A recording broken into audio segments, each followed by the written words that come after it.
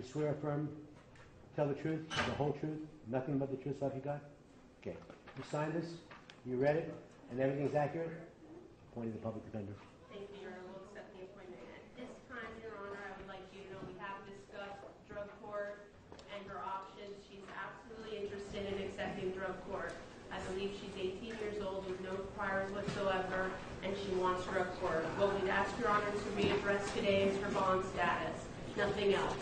I realize she might be held in on something else, but in case she is able to resolve that earlier or something changes on that case, I'd like her to be able to get out on this case.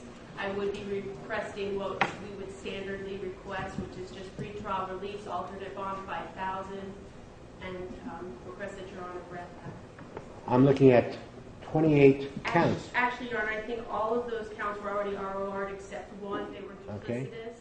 And Okay, I mean, you think, we know for a fact what happened, Diana? Yes, Judge. She was ROR On everything? from 2 to 28. Okay. Is there a 27? I see 26, 28. all I know is that I heard this state There's only. 26, I'm sorry. Okay, so on one of those counts, the last one, 26, there'll be a, okay, yes, The first one. count one? Okay, question, with whom do you live? My mother. Okay, is your mom here? Okay, and how long have you lived with your mom? Okay, and where did you go to school? I can't hear you. Sunset. Sunset, okay.